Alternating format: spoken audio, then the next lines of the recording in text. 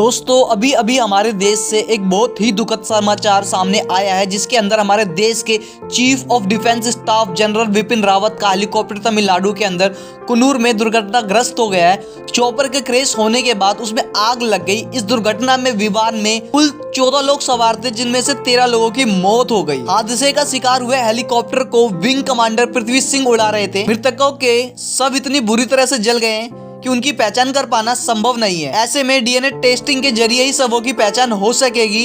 इस चॉपर में chief of defence staff Vipin Rawat की पत्नी मधुलिका रावत समेत कुल 14 लोग मौजूद थे।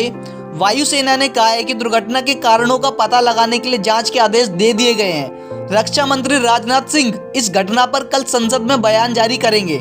इससे पहले वे आज जनरल विपिन रावत के दिल्ली स्थित आवास पर पहुंचे थे और परिजनों से मुलाकात की। इस बीच कर्नाटक के मुख्यमंत्री बसवराज बोम्मई ने कहा है कि शुरुआती जानकारी के मुताबिक सीडीएस जनरल विपिन रावत को इलाज के लिए ले जाया गया है। उन्होंने कहा, सीडीएस जनरल विपिन रावत के चॉपर के हादसे का शिकार होने की खबर से दुखी हूँ। मैं इस घटना के बारे में जानकारी जुटाने का प्रयास कर रहा हूँ। शुरुआती जानकारी के मुताबिक जनरल रावत को इस इलाज के लिए अस्पताल ले जाया गया है। साथ ही अभी अपडेट आया, तमिलनाडु में सैन्य हेलीकॉप्टर दुर्घटना में सीडीएस जनरल विपिन रावत, उनकी पत्नी समेत 13 लोगों की मौत की पुष्टि हो गई है। भारतीय वायुसेना की ओर से ये जानकारी दी गई है।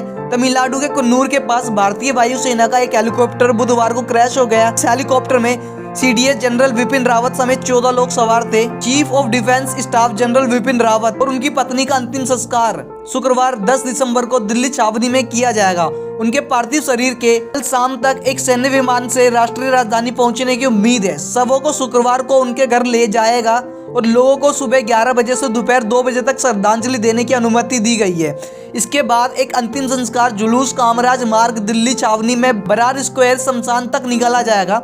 सीडीएस जनरल विपिन रावत सहित 13 लोगों की मौत पर कल 9 दिसंबर उत्तराखंड विधानसभा में शोक व्यक्त किया जाएगा। इसके बाद सदन को पूरे दिन के लिए स्थगित कर दिया जाएगा। राज्य विधानसभा अध्यक्ष प्रेमचंद अग्रवाल ने कहा है कि सीडीएस जनरल रावत के निधन से पूरा देश गमगीन है। जन्मदिन नहीं मनाएगी सोनिया गांधी। तमिलनाडु में सैन्य हेलीकॉप्टर दुर्घटना में सीडीएस विपिन रावत, उनकी मधुलिका रावत और 11 अन्य लोगों की मौत पर प्रधानमंत्री नरेंद्र मोदी ने गहन शोक संवेदना व्यक्त की है। तमिलनाडु में सैन्य हेलीकॉप्टर दुर्घटना में सीडीएस विपिन रावत, उनकी पत्नी मधुलिका रावत और 11 अन्य लोगों की मौत हुई है, भारतीय वायुसेना का कहना है। जनरल विपिन रावत के निधन से दुनिया में शोक की एक लहर। रूस ने कहा, भारत ने खोया महान देशभक्त। भारत के सीडीएस जनरल विपिन रावत का बुधवार को एक विमान हादसे में निधन हो गया। उनका सैन्य हेलीकॉप्टर तमिलनाडु के कुन्नूर के पास क्रैश हो गया। भारतीय वायुसेना ने बताया कि इस दुर्घटना में जनरल रावत और उनकी पत्नी समेत 13 लोगों का निधन हो गया। जनरल विपिन रावत भारत के पहले सीडीएस थे। एक बहादुर योद्धा के जाने से न सिर्फ भारत बल्कि वैश्विक स्तर पर भी शोक की लहर दौड़ उठी है। तो ये आज का एक दिन है जो बहुत ही बेकार दिन और मनुष्य दिन है हमारे भारत देश के लिए, जिसके अंदर हमारे देश के